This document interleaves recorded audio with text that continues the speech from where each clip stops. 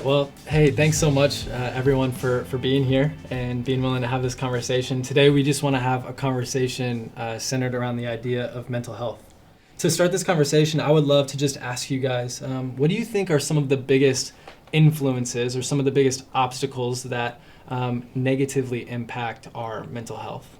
For me, I would say probably social media and comparison. Just lots of people see these perfect, ideal models, whatever it is, fitness influencers, whatever it is, and they aspire to be that, but they don't really know what's going on behind the scenes. Yeah.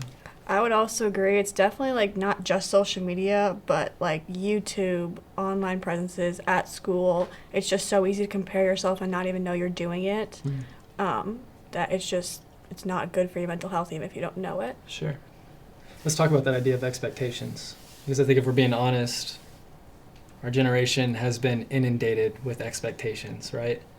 How do you guys combat the expectations that are really unfairly placed on each of you every single day? I mean, I guess for me, I have to think about like, well, that's what they're passionate about. Just because they like to do that, it doesn't mean I like to do that. Yeah. The reality is we all live online. We all see every single day cyberbullying take place, even if we're not going to name it. How have you seen cyberbullying manifest out of the freedom that you guys have been given? For me personally, most people know I'm a diabetic, but at the beginning of the year I kind of struggled with people calling me names. I'd get Snapchats and stuff like that. It's something I don't want to live with, and so it's tough to hear that stuff. Sure.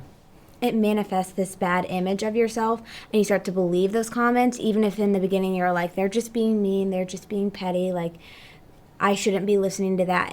You start to think it's actually true, Sure. and your mindset starts to shift. How do you think cyberbullying has affected just our generation at large? So like across the board? I mean, I guess for me, like, I've seen different, like, influencers or people say, like, oh, I haven't gotten that many hate comments. Like, I hate to say this, but hate comments aren't normal. That should not be a normal Sure, thing. yeah.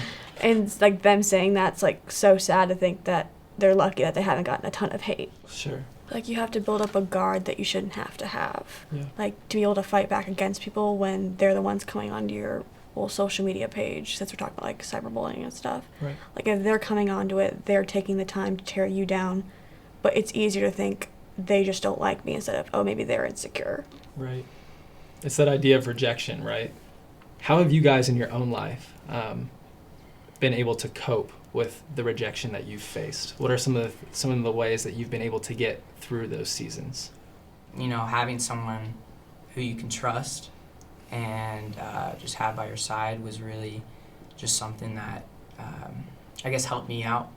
I definitely agree. It's so important to have someone you can talk to, and it doesn't have to be like your best friend, because like if you like, they could go and spread it around. Like, it could be a parent, it could be a life group leader. You just have to have someone like is not going to share it with anyone. That's good.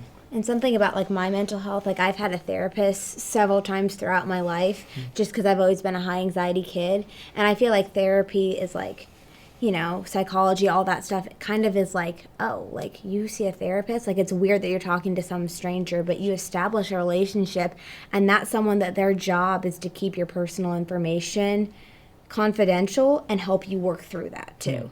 So I think that's also a really big thing that has helped with my mental health. Absolutely. That's huge, Payne.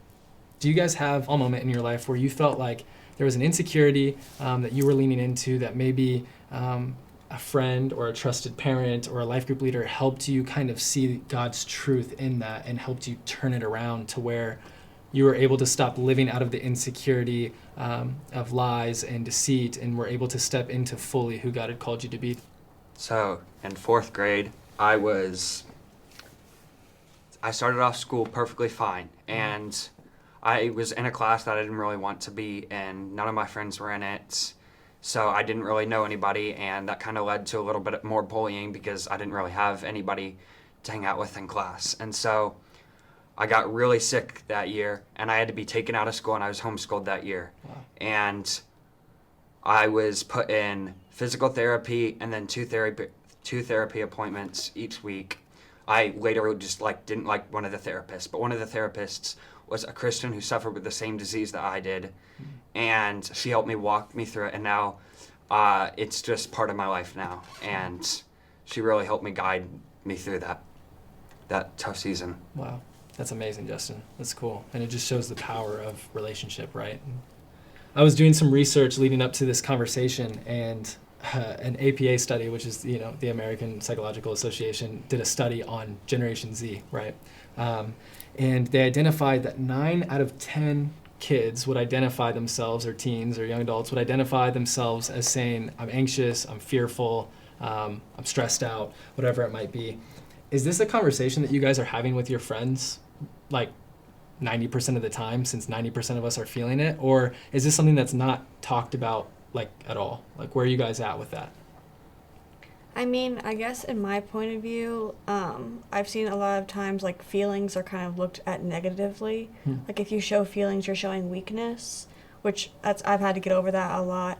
But I definitely I would say that it's not talked about as much as it should be.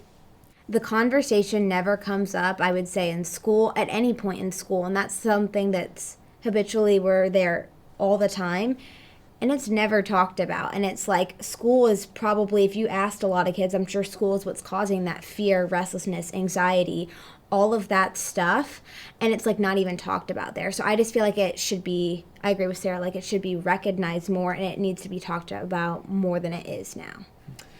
Guys, this conversation has just been so fruitful, and I've just loved just the honesty and authenticity that you guys have been sharing from this perspective of cyberbullying and anxiety. And as I was thinking about just this conversation, there is an avenue to not feeling anxious, and it's by fixing our eyes on God and remembering who He's called us to be, who we are in Him, right? So I just want to encourage you guys with that. Thanks so much for just spending this time and having a conversation about some really hard topics, and I believe that it's going to help a lot of people. So you guys are awesome.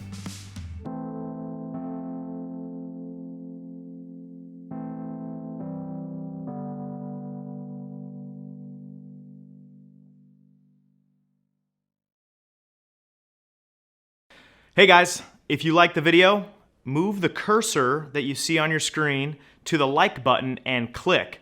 While you're at it, take that same cursor to the subscribe button, also click. Seriously, you're not going to want to miss out on what's coming up.